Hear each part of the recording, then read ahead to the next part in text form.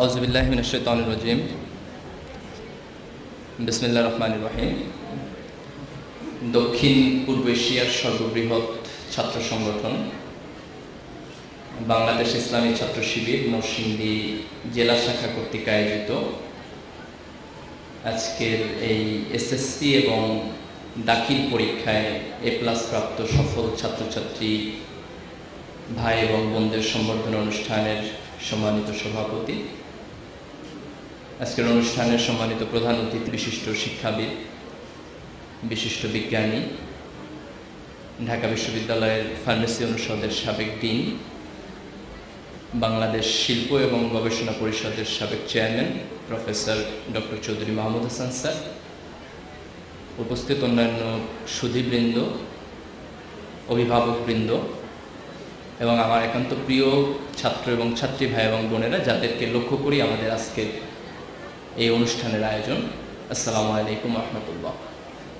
আমি আল্লাহ তাআলার কাছে শুকরিয়া জ্ঞাপন করছি যে আল্লাহ এরকম একটি সুন্দর প্রোগ্রামে উপস্থিত হওয়ার তৌফিক দান করেছেন।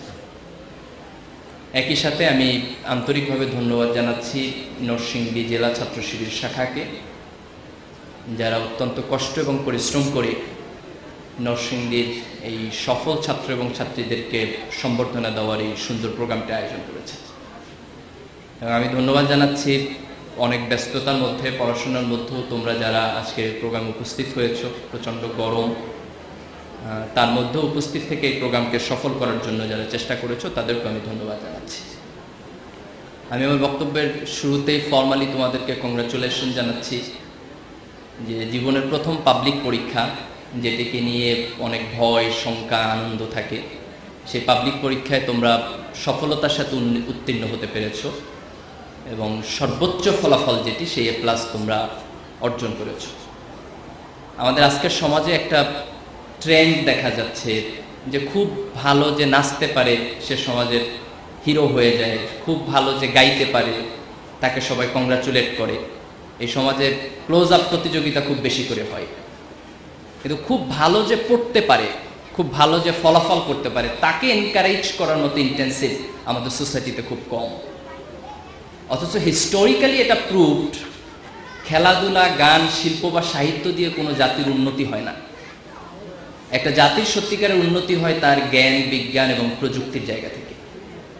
সেই দৃষ্টিকোণ থেকে জাতিগতভাবে আমরা যদি উন্নতি অর্জন করতে চাই, তাহলে নিঃসন্দেহে আমাদের জাতির সবচেয়ে মেধাবী সন্তানদের আমাদের সেলিব্রেট করা উচিত।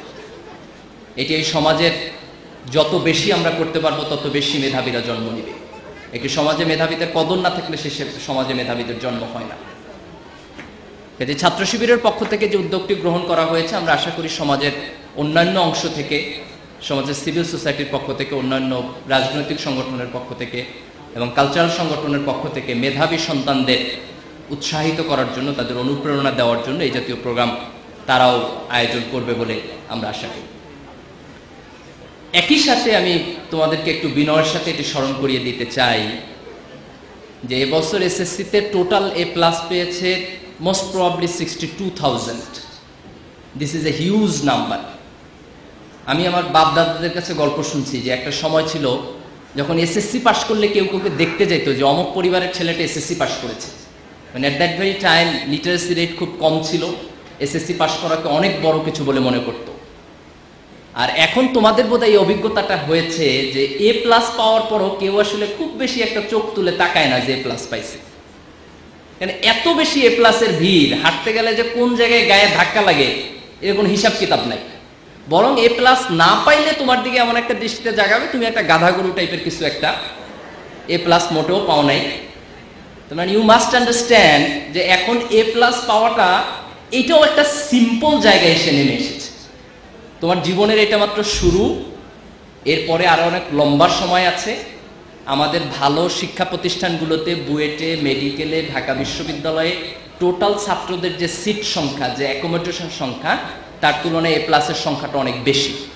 কাজে তোমরা যদি কেউ মনে করো যে তোমার জীবনের এই সফলতা মানে তুমি একেবারে হিমালয় পর্বতের চূড়ায় উঠে গেছো কিংবা জান্নাতের একেবারে কাছাকাছি চলে গেছো, তাহলে তোমার এই ধরনের ধারণাটা ঠিক হবে না। তুমি মাত্র একটা স্ট্রাগল শুরু করলা, তোমার সামনে আর একটা মহাসমুদ্র পড়ে আছে, এই সমুদ্রে একটু একটু করে তোমাকে পাড়ি দিতে হবে। তোমার নষ্ট হয়ে যাওয়ার সম্ভাবনা সব সময় থাকবে। একটা ছেলে এসএসসিতে এ প্লাস পাইছে, তার মানে এই না যে সে ইন্টারমিডিয়েটে ফেল করতে পারবে না, বা ইন্টারমিডিয়েটে 2 পাইতে পারবে না, 3 পাইতে পারবে না, সে একটু পড়াশোনা না করলেই হবে, খুব ইজিলি কিন্তু সেইটা হইতে পারে। কিন্তু তুমি যদি আবার ইন্টারমিডিয়েট এ প্লাস পাইতে চাও, তাহলে তোমাকে অনেক পরিশ্রম করতে হবে। ইন্টারমিডিয়েট এ প্লাস পাওয়ার পর তোমাকে ভর্তি পরীক্ষায় আরো অনেক বেশি পরিশ্রম করতে হবে। আমি আমার ব্যক্তিগত জীবনে ঢাকা বিশ্ববিদ্যালয়ে অধ্যয়ন করতে গিয়ে, বিভিন্ন সময় সাংগঠনিক দায়িত্ব পালন করতে গিয়ে, অনেকগুলো কোচিং সেন্টারের সাথে সংশ্লিষ্ট থাকার কারণে এটি দেখেছি যে একটা ছেলে এসএসসিতে অনেক ভালো রেজাল্ট করেছে, but he lost himself in SSC. একটা ছেলের এসএসসি এবং ইন্টারমিডিয়েটের ব্যাকগ্রাউন্ড এক্সেলেন্ট, বাট ভর্তি পরীক্ষায় ভালো রেজাল্ট করে নাই, অথবা ভর্তি পরীক্ষা অনেক ভালো সাবজেক্টে চান্স পেয়েছে, তারপরে সে নষ্ট হয়ে গেছে। এটা প্রত্যেকটা সময়ে একটা নতুন স্ট্রাগল তোমাকে শুরু করতে হবে। তুমি যখন খুব আনন্দিত হচ্ছ, তখন তুমি উদ্বেলিত হচ্ছ, এটা মানুষের স্বাভাবিক বৈশিষ্ট্য। আবার যখন তুমি ব্যর্থ হচ্ছ, তখন তুমি কষ্ট পাচ্ছ, এটাও মানুষের স্বাভাবিক বৈশিষ্ট্য। অসাধারণত্ব হচ্ছে এই জায়গায় যে কোনো আনন্দই তোমাকে সীমানা ছাড়া উদ্বেলিত করবে না, আবার কোনো ব্যর্থতাই তোমাকে এতটা হতাশ করে দিবে না যে তুমি শেষ হয়ে গেছো। বরং প্রত্যেকটা সফলতার পর আবার নতুন করে তুমি সফলতার জন্য যাত্রা শুরু করবা, এবং প্রত্যেকটা ব্যর্থতার পরে তুমি আবার নতুন করে সফলতার স্বপ্ন দেখবা।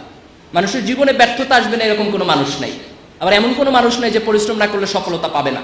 But you have to try at each and every stage of your life. SSC is a stage of life, it is a very important stage. তুমি এই জায়গাটাতে অনেক ভালো করেছো, এই জন্য তোমাকে congratulation, but you must mind it, this is the beginning. You must mind it, this is the beginning, this is the very very beginning.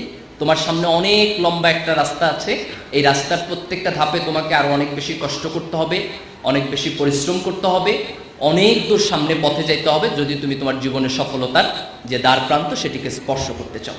কাজে এসএসসির এ প্লাসটা তোমার মনে যেন কোনো প্রকার অহংকারের জন্ম না দেয়, যেটি পরবর্তীতে তোমার পরিশ্রমকে কিংবা পরবর্তীতে তোমার ফলাফলকে অনেকটা নেগেটিভলি ইন্টারপ্রেট করে। এটা আমার রিকোয়েস্ট থাকবে তোমাদের প্রতি। একটা জিনিস দেখো, মানুষের জীবনে বড় হতে অনেক কষ্ট করতে হয়, কিন্তু নষ্ট হইতে মানুষের জীবনে কষ্ট করতে হয় না। আমি সায়েন্সের ছাত্র, সায়েন্সও এই থিওরিটা বলে।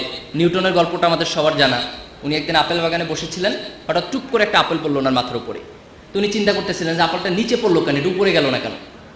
অনেক চিন্তা করে উনি পাইলেন যে এটা একটা গ্র্যাভিটেশন কারণ, যে গ্র্যাভিটেশনাল একটা ফোর্স আছে। তো এটা নিউটন আবিষ্কার না করলেও আমরা বুঝতাম, আপেল যেহেতু নিচে পড়ে নিশ্চয়ই নিচে একটা ফোর্স আছে, এত কষ্ট করে নিউটনের আবিষ্কার না করলেও এটা হইতো। তো এই যে গ্র্যাভিটেশনাল ফোর্স নিচের দিকে টানতেছে, ঠিক মানুষের প্রবৃত্তির মধ্যে একটা নেগেটিভ ফোর্স আছে। এই নেগেটিভ ফোর্স সবসময় তোমাকে নিচের দিকে টানে। তোমাকে এখন পড়াশোনা না করলে ভালো, তুমি নষ্ট হয়ে গেলে ভালো, তুমি আনন্দ করলে ভালো, তুমি ফুর্তি করলে ভালো, এই নেগেটিভ দিকগুলো সবসময় তোমাকে নিচের দিকে ইন্টারাক্ট করে।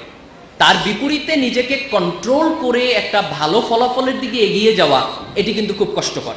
তুমি যদি ভালো করতে চাও, তোমাকে এসএসসিতে ভালো করতে হবে, ইন্টারমিডিয়েটে ভালো করতে হবে, ভর্তি পরীক্ষায় ভালো করতে হবে, ইউনিভার্সিটিতে গিয়ে ভালো করতে হবে, পিএইচডি করতে গিয়ে ভালো করতে হবে।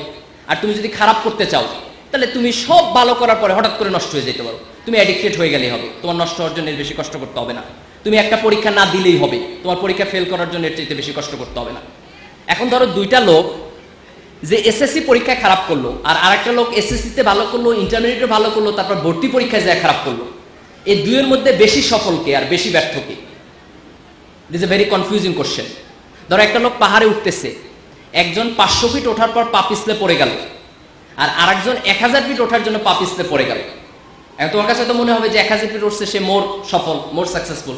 কিন্তু সায়েন্স বলে যে বেশি উপর থেকে পড়বে তার পা একটা বেশি ভাঙবে। 500 ফিট থেকে পড়লে যদি একটা হাত ভাঙে, 1000 ফিট থেকে পড়লে একটা হাতও ভাঙবে, একটা পাও ভাঙবে। কারণ তখন ওখানে গ্র্যাভিটির ফোর্সটা বেশি হয়, তার অ্যাক্সিলারেশনটা বেশি হয়।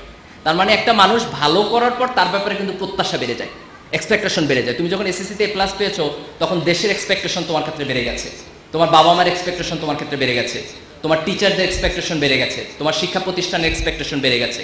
কাজে এই সময়ে পরে গিয়ে যদি তুমি খারাপ করে ফেলো, তাহলে এই বড় এক্সপেকটেশনের জায়গা থেকে যে আঘাতটা তুমি নিজে পাবা বা তোমার অভিভাবকরা পাবে, সেই আঘাতটা অনেক বেশি বড় হবে। এটা তুমি এর চাইতে আগে নষ্ট হয়ে যাওয়া ভালো ছিল, পরে নষ্ট হয়ে যাওয়াটা অনেক বেশি খারাপ। এই কারণে এসএসসির এ প্লাস এটা সেলিব্রেট করার কোনো বিষয় না। এসএসসির এ প্লাস হচ্ছে তোমার রেসপন্সিবিলিটি নেওয়ার বিষয়। এসএসসির এ প্লাস হচ্ছে তোমার মধ্যে একটা আত্মবিশ্বাস জন্ম নিল যে তুমি পারবা, তুমি এই দেশের টপমোস্ট মেধাবীদের একটা অংশ। তুমি যদি পরিশ্রম করো, তুমি যদি যোগ্যতা প্রমাণের জন্য